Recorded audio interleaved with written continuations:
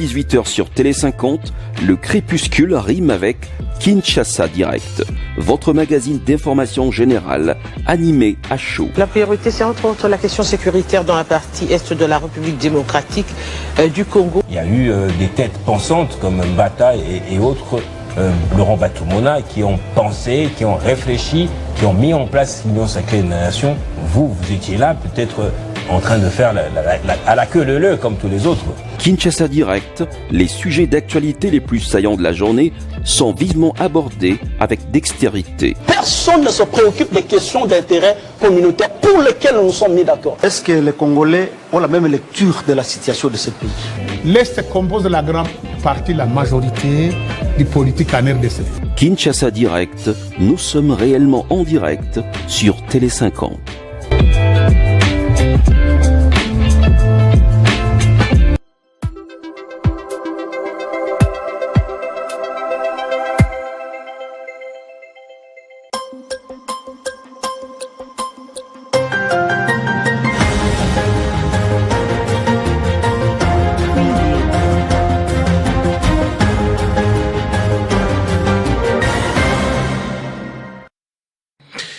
Situation en état d'alerte en République démocratique du Congo, juste une semaine après la signature de l'accord de paix à Washington entre la République démocratique du Congo et la République du Rwanda sous les auspices de Donald Trump. La situation n'a pas changé. Pire, elle n'a fait que se dégrader depuis quelques heures. Le gouvernement l'a fait savoir, une situation préoccupante vécue dans la province du Sud Kivu, plus particulièrement à Uvira, où les nouvelles ne sont pas bonnes, parvenues ces dernières 48 heures.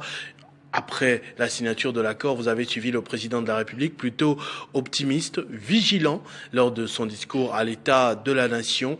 De retour à Kinshasa, Félix Tshisekedi a dressé un tableau de ce qu'il a pu faire et ce qu'il compte faire pour la République démocratique du Congo. Il a dit, sa tâche ne sera achevée que lorsque toute l'étendue du territoire national sera pacifié. Que comprendre de cela? Quelles pistes emprunter pour arriver à cette paix tant recherchée? Nous en parlons dans ce Kinshasa Direct avec Sélé Kalangila, qui est porte-parole du parti CNC, cher au leader majeur, comme il l'appelle, Pius Mwabilou, membre de l'Union sacrée, du Présidium d'ailleurs, qui est resté fidèle depuis 2019 à Félix Tshisekedi. Quelles pistes de solutions ils ont de leur côté pour que l'on puisse mettre un terme à cette situation catastrophique depuis 30 ans? Nous en parlerons avec lui dans ce Kinshasa Direct. Mais avant, Nathan Diamouete est de l'autre côté du plateau pour les grandes lignes de l'actualité avec Télé Sansoir et Guilain. Nous lui disons bonsoir Nathan et bienvenue. Bonsoir Christopher Ochokou, merci. Bonsoir à tous. L'essentiel de l'actualité sur Télé 50, c'est tout de suite, mesdames et messieurs.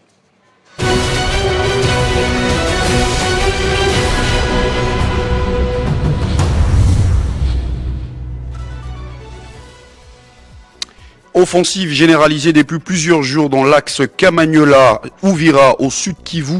Le pays accuse une nouvelle fois le Rwanda et ses supplétifs, causant ainsi des milliers de déplacés, une violation flagrante du cessez-le-feu et des engagements pris dans les cadres de récents accords de paix, ainsi que deux principes fondamentaux du droit international humanitaire, dénonce Kinshasa. À l'Assemblée nationale, le projet de loi des finances exercice 2026 a été déclaré recevable avec un accroissement de prévision de 7,2% par rapport à la loi des finances rectificative 2025, dont la majeure partie seront consacrées à la sécurité, au développement et à la protection sociale. Et bien enfin, bonne nouvelle pour la ville-province de Kinshasa avec des bus gratuits pour les transports en commun. L'hôtel des villes a signé ce jeudi un partenariat avec la société Transco. 10 lignes seront concernées pour la phase primaire. Il s'agit notamment de la gare centrale UPN via Bandalungwa-Selembao et Victoire Rond-Point-Ngaba. Fin de ces titres qui vous seront développés dans la grande édition des 19h avec Arlette Boutella entre-temps, qui est en direct se poursuit de l'autre côté avec Christopher Ochokoum Samassi et ses invités. Retrouvez toute l'actualité en continu sur www.tele50.cd. Merci beaucoup Nathan Diamoité pour ces grandes lignes de l'actualité. Sans plus tarder, je vais inviter notre premier ou plutôt unique dossier de ce soir, c'est les Kanangila.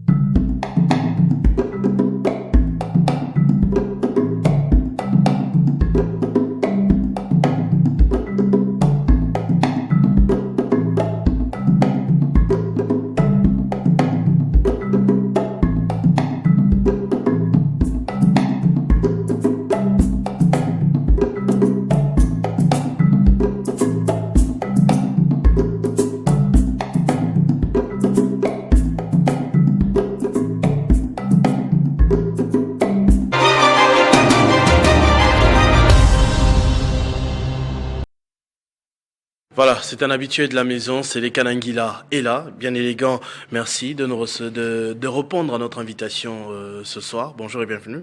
Bonjour, Monsieur Christopher. Salutations à vos nombreux téléspectateurs qui regardent Kinshasa Direct à travers le monde. Ça a toujours été un plaisir, sinon un honneur pour le Congrès national congolais, pour son leader, Excellence Pius Mabilo Mukala, et pour l'ensemble de ses militantes et militants éparpillés à travers le monde, de se retrouver par ma personne sur ce plateau pour parler Congo et donner à la nation, sinon aux différentes, assez multiples, je vais dire, ces nombreuses populations, le point de vue du CNC quant aux différents sujets d'actualité.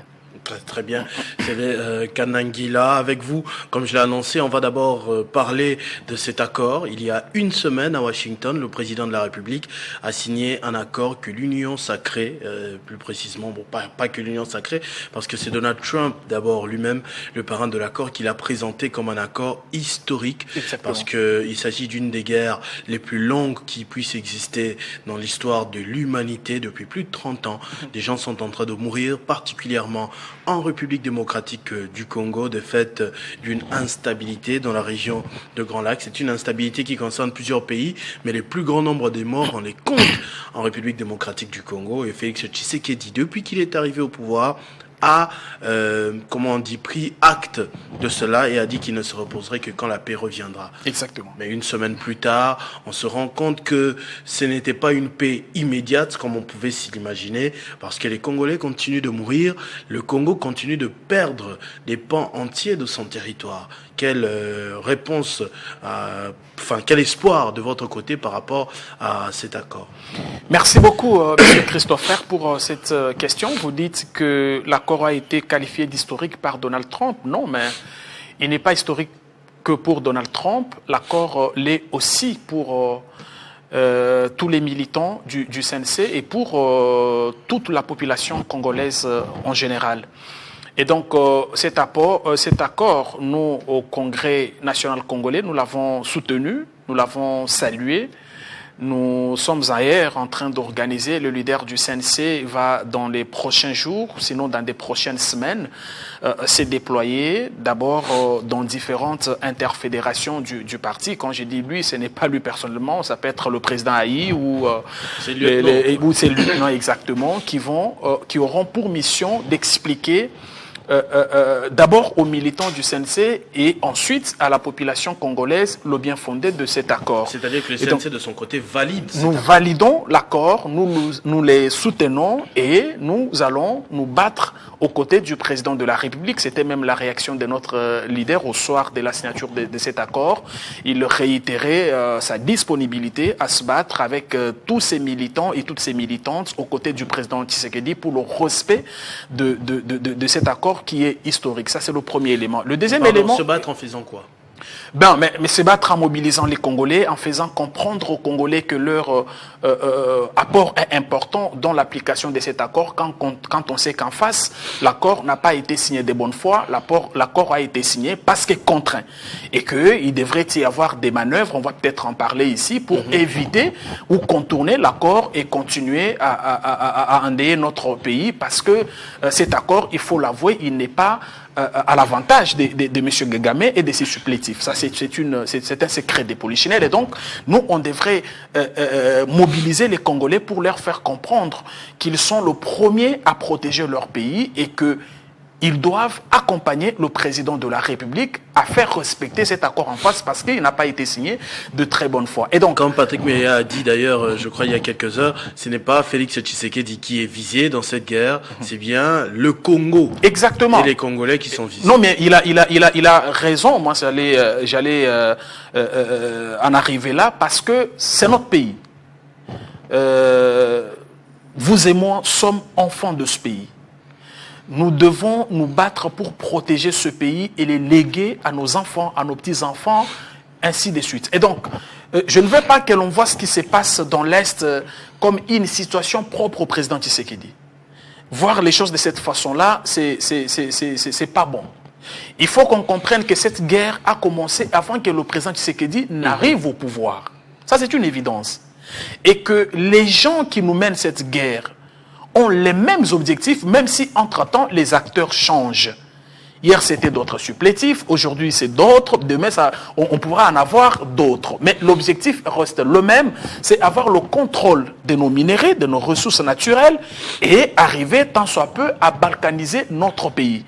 Je dis que si c'était Christopher à la place de Tshisekedi, ses ennemis de la République feraient la même chose. Et donc, je ne veux pas qu'on individualise cette guerre, qu'on ne pense pas qu'il s'agit d'une guerre faite au président Tshisekedi. Ça fait 30 ans qu'on nous mène cette guerre. Le président Tshisekedi n'était pas au pouvoir.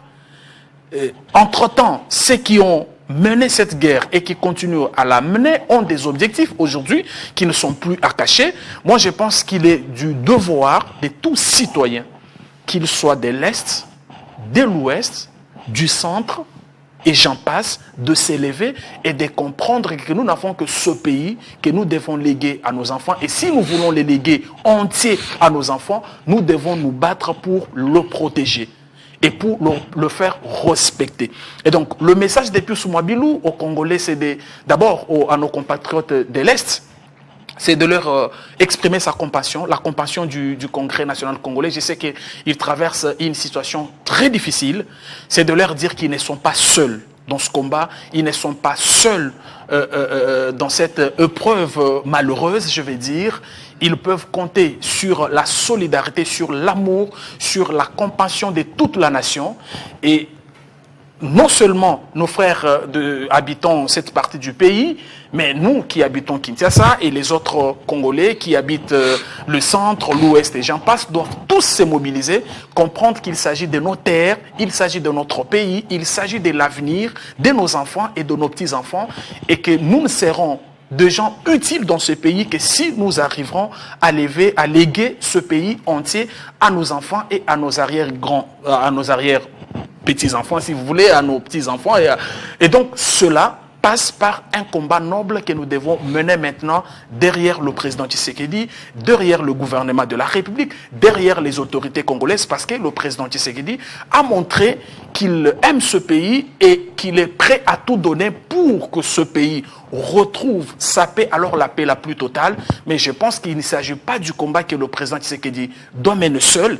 Il ne s'agit pas du combat que nos FRDC doivent mener seul, parce qu'aucune armée n'a gagné une guerre au monde sans le soutien de sa population. Et donc c'est un message de mobilisation générale, un message d'éveil des consciences, un message, je vais dire, patriotiques qui doivent faire raviver, sinon rallumer la flamme patriotique dans chacun de nous qui doit comprendre qu'il ne s'agit pas d'une guerre qui doit être liée à celui-ci ou à celui-là, mais il s'agit d'une guerre menée à notre pays parce qu'en face, les gens veulent avoir le contrôle total de nos ressources naturelles. Alors, très bien, de votre côté, c'est bien assimilé, c'est clair, mais il y a même d'autres partis de l'Union sacrée qui sont encore larges à la détente, lents à la détente, voulais-je dire, parce que on a l'impression qu'avec la signature de cet accord, on veut que les États-Unis fassent tout à la place de la République démocratique du Congo. Moi, j'ai vu des membres de l'Union sacrée arriver même à déchirer l'accord sur les chaînes de télévision. On voit d'autres lents à réagir, comme vous le faites là maintenant. Il me semble que ça ne fait pas encore l'unanimité dans votre camp. Non, mais Christopher, sans compter du côté de l'opposition. Vous savez, non, on va parler opposition parce que vous avez parlé Union sacrée. Moi, c'est le moment de les dire. Je crois l'avoir dit lorsque je suis passé ici la dernière fois. Tous ces profiteurs qui sont dans l'Union sacrée, que pour leurs intérêts ne peuvent afficher ce genre de comportement. Ça, c'est clair, parce que moi, je n'ai jamais eu honte ni peur de les dire. Dans l'Union sacrée, il y a des gens qui ne sont là que pour leurs intérêts, qui ne regardent pas l'intérêt de la nation, qui ne regardent même pas, qui n'apportent même pas un soutien indéfectible à celui qui les nomme à des différents postes de responsabilité. Parce que, vous savez, s'il y a des gens qui devraient s'élever maintenant au premier plan, ça devrait être certaines personnalités de l'Union sacrée dont vous parliez tout à l'heure, qui sont responsables dans des différentes institutions. Je n'aimerais pas, polémiquer ici, mais je pense qu'avant d'arriver à votre conclusion, il faut qu'on se demande d'abord si on a été dans l'Union sacrée réellement parce qu'on aime le pays, réellement parce qu'on aime le président, réellement parce qu'on voulait se battre à ses côtés pour l'amener ou l'accompagner dans le combat qu'il mène, c'est lui de faire rayonner la République démocratique du Congo. Si on est allé dans l'Union sacrée dans l'objectif de voir le président Tshisekedi changer ce pays, ce qui est en train d'être fait, moi je pense qu'on ne mettra pas de l'eau dans la bouche, tant pour soutenir l'accord que pour soutenir le président de la République.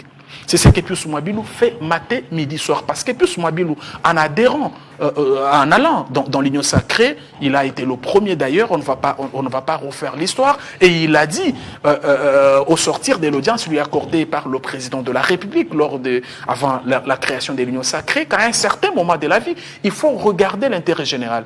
Et aujourd'hui, la patrie nous appelle. Le pays est attaqué. Les gens ont pour objectif de nous ravir notre pays, de nous ravir nos territoires, de nous ravir nos ressources naturelles. Moi, je pense qu'il ne s'agira pas d'un combat de l'opposition ou de la majorité, monsieur Christopher. Il ne s'agira pas non plus d'un combat de l'Union sacrée, L, je ne sais pas, A ou LB. C'est un combat qui nous concerne nous tous. Je crois que c'est même ça le bien fondé du message du leader majeur, Excellence Pius Mwabilou Mbaye Moukala. Donc, selon vous, regardons la nation. Maintenant, c'est le président Tshisekedi qui est meneur d'hommes.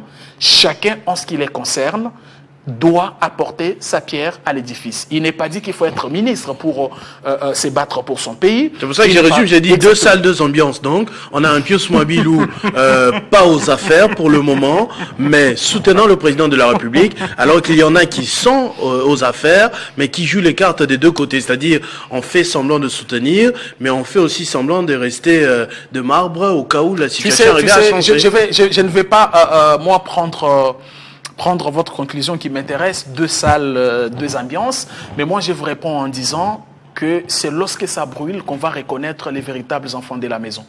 C'est lorsque ça brûle.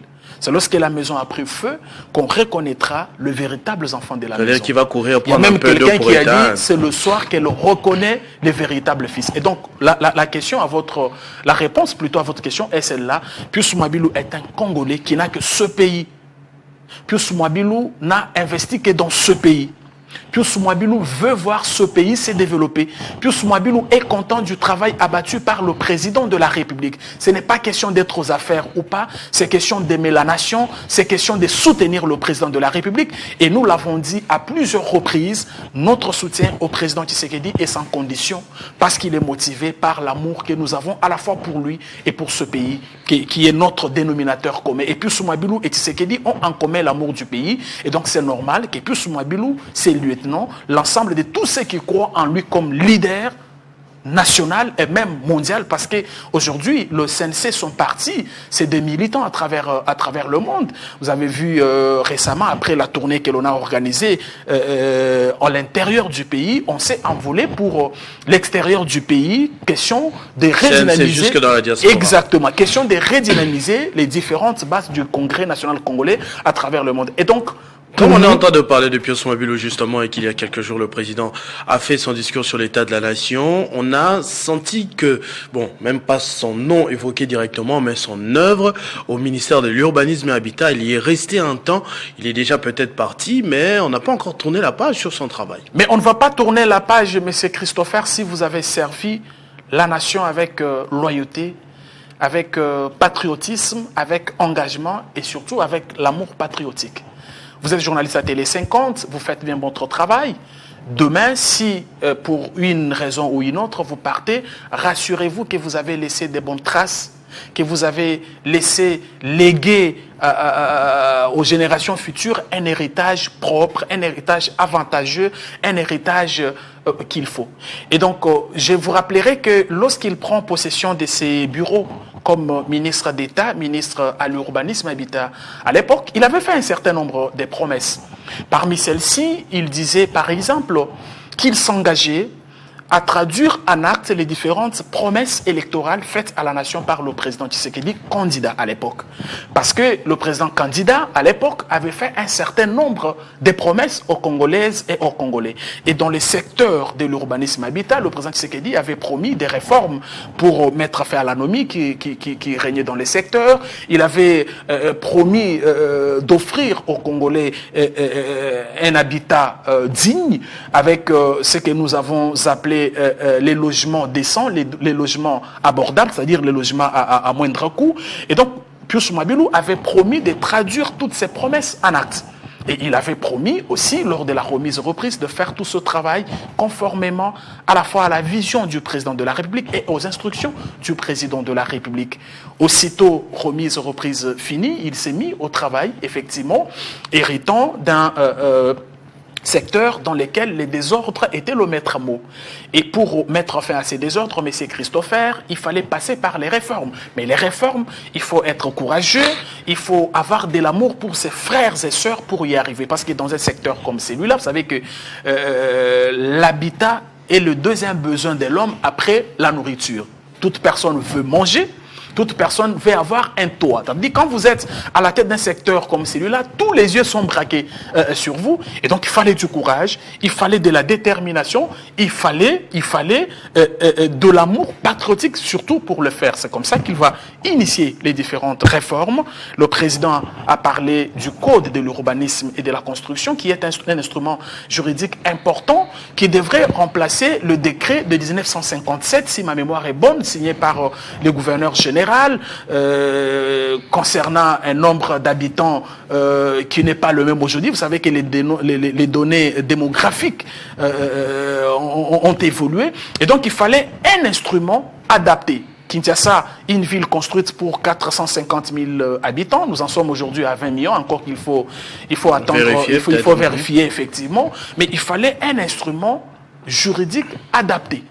Parce qu'aujourd'hui, on va dire, écoutez, on construit en désordre, il y a une sorte du banditisme urbanistique, mais quel est l'instrument qui contraint ces gens à ne pas construire n'importe où? Il fallait trouver un instrument adapté. C'est comme ça que Pius Mabilo va initier le code de l'urbanisme et de la construction. Parce qu'avant ça, je me souviens, j'ai quelques images en tête. Je l'ai vu exaspéré à l'imiter 7e rue, là, la pagode. Il y a des maisons qu'on construisait qui tombaient n'importe comment. Ouais. Donc c'était compliqué. Il fallait cet instrument-là. Mais à côté de cet instrument, il fallait des structures adaptées. Des structures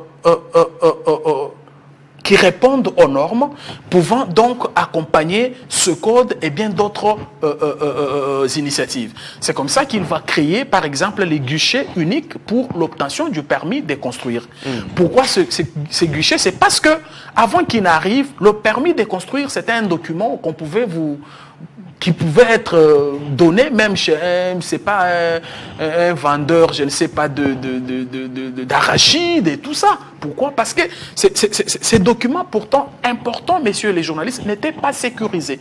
Vous pouvez vous amener dans un bureau où, au lieu qu'on vous reçoive, qu'on vous amène suivre la procédure, le processus normal pour avoir ces documents, en dessous des arbres, il y a quelqu'un qui a son petit sac, il l'ouvre, il vous délivre ces permis-là. À côté de ça, il n'y a aucun suivi.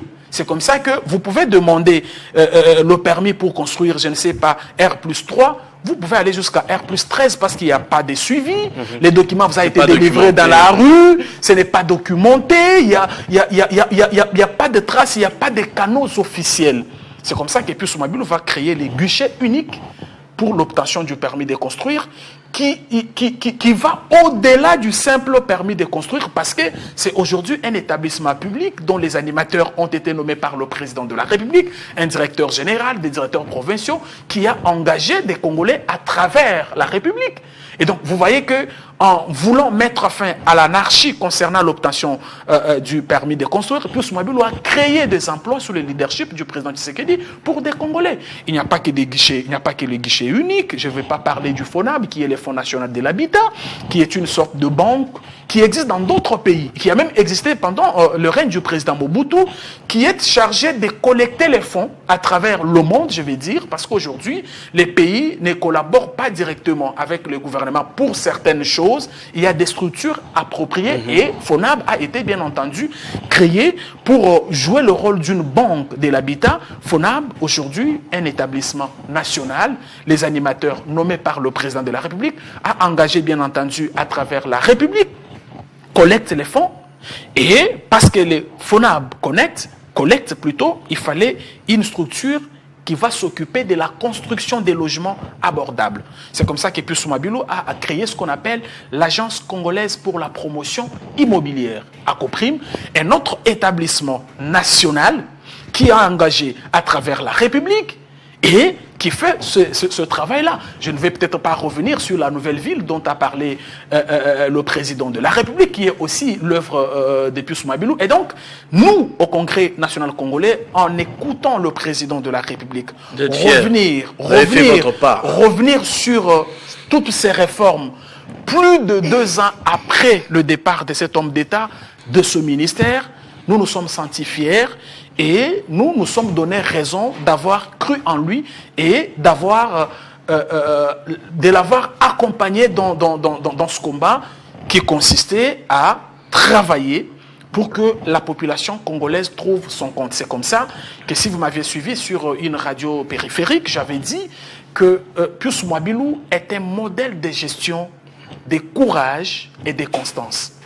Parce que il n'est pas le premier ministre à avoir occupé ces secteurs. Avant lui, il y en a eu. Après lui, il y en aura. Il faut dire qu'il est resté quand même longtemps. Il a eu le temps d'imposer sa politique. Il est quand même resté longtemps. Ce n'est pas un problème. Monsieur Christopher. Combien d'années? Monsieur Christopher. 6 ans. Est-ce que je peux répondre? Parce que vous me posez beaucoup de questions à la fois. Non, je vais répondre aussi. C'est les nombres d'années qui vous intéressent. Je vais y revenir. Mais j'étais en train de vous dire que vous n'avez pas besoin de beaucoup de temps pour servir votre pays. Je ne sais pas si vous avez mis beaucoup de temps pour vous révéler ici comme une star, comme un bon présentateur, à la fin de l'émission et du journal. Je crois que si vous savez ce que vous faites, vous allez vous donner des moyens pour y arriver. Et surtout si ce que vous faites est motivé par l'amour du pays, par les soucis de traduire en acte la vision du président de la République pour honorer sa signature.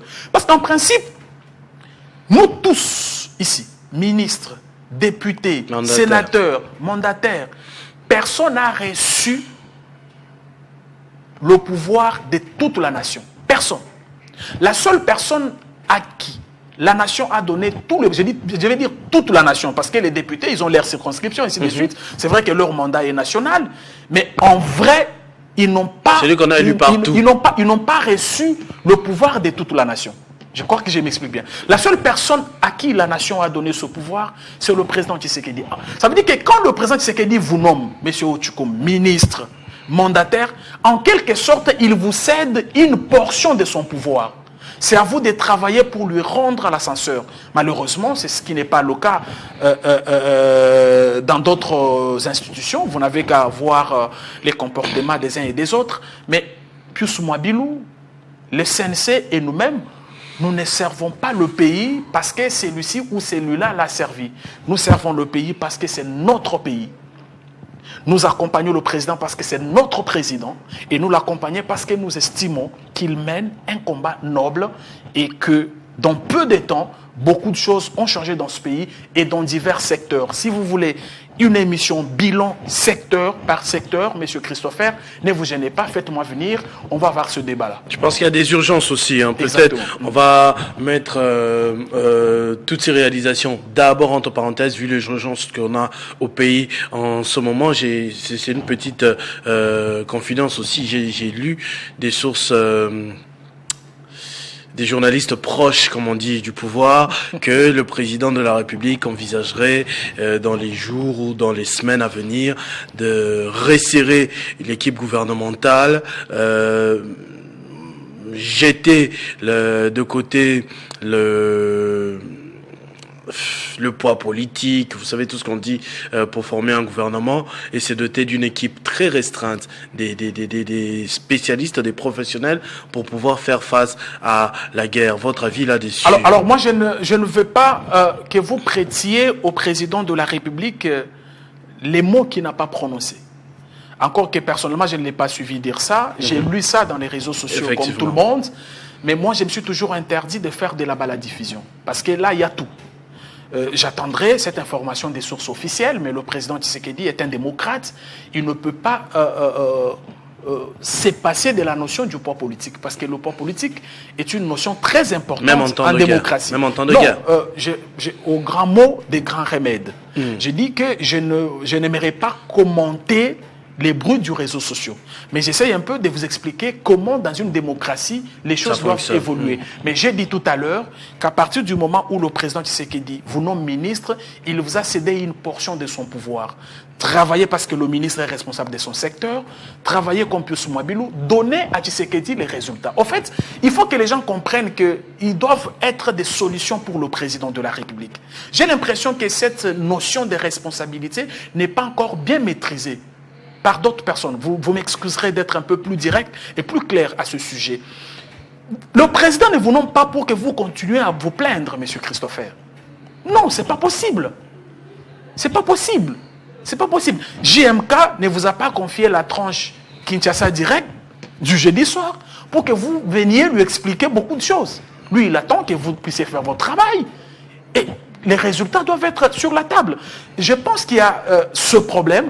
Et si le président a levé l'option d'échanger l'équipe, ça veut dire qu'il s'est rendu compte qu'il y a certaines personnes, je ne vais pas dire tout le monde, il s'est rendu compte qu'il y a certaines personnes qui ont fait preuve d'incompétence ou d'inefficacité. Il revient au président comme garant de la nation, comme celui à qui la nation tout entière a donné le pouvoir de tirer toutes les conséquences. Et donc, moi, je ne vois pas en quoi c'est mal, dans la mesure où vous n'avez qu'à voir, pendant un moment comme celui-ci, comment certains ont vendu leur langue au chat.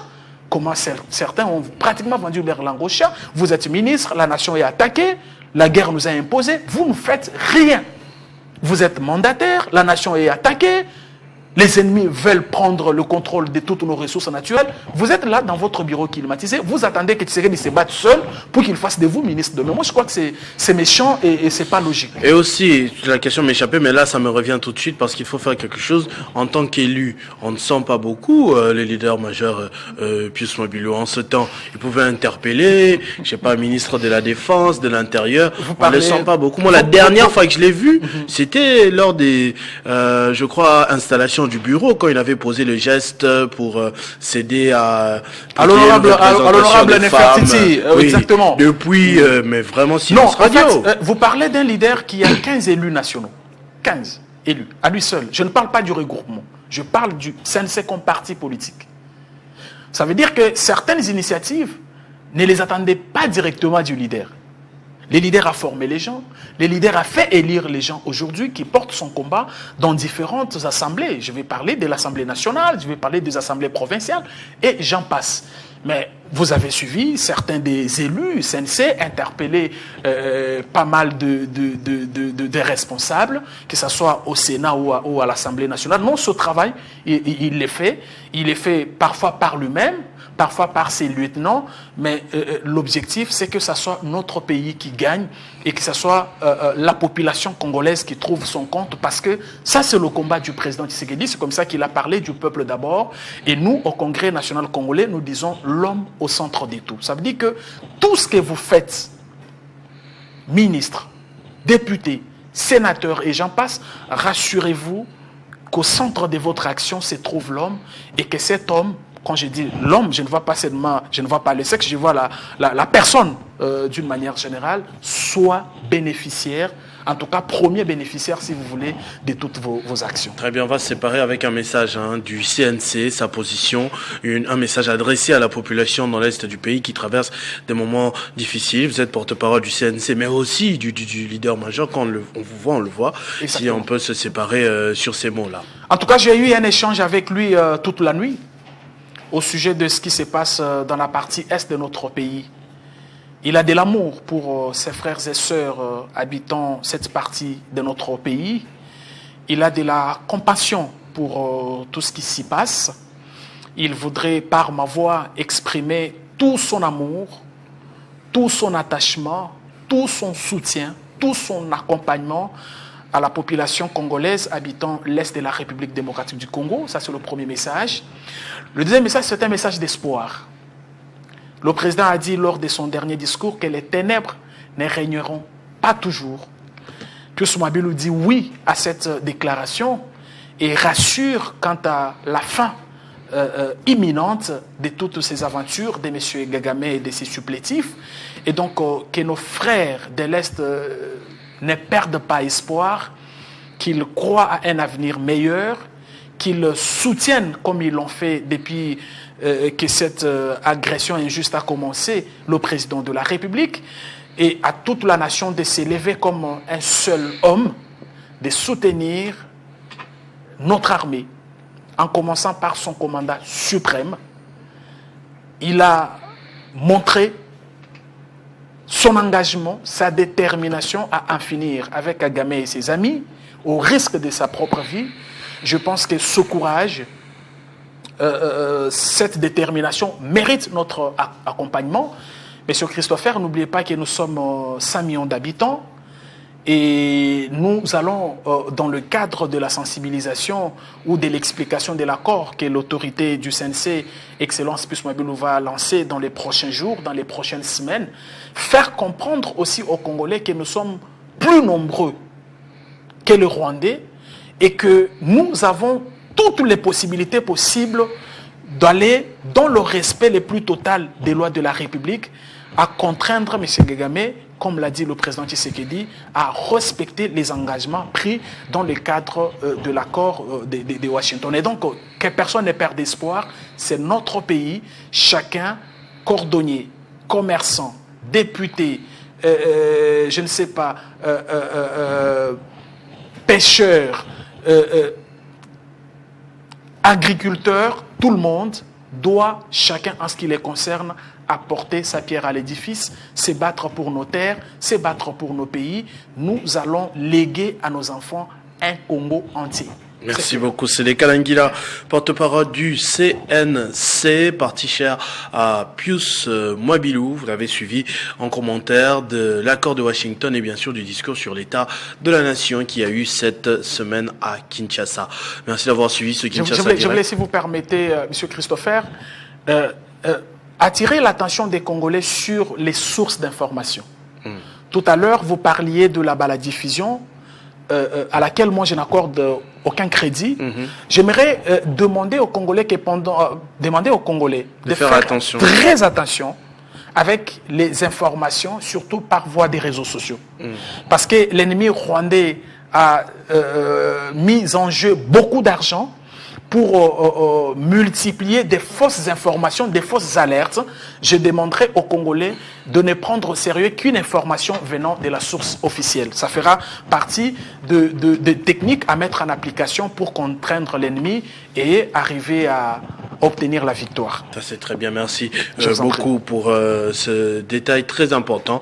Nous le disons ici, donc vérifier, révérifier 2-3 fois, chercher dans les sources les meilleures sources possibles parce que c'est une guerre où le mensonge est aussi utilisé comme arme de guerre et surtout soyez responsable avant de partager à votre tour une information cruciale qui peut causer des problèmes à telle ou telle autre partie. Donc on laisse la place au journal de la lettre Boutella qui va commencer dans quelques 10 minutes sur Télé 50. Je vous retrouve demain à 7h30 pour la matinale.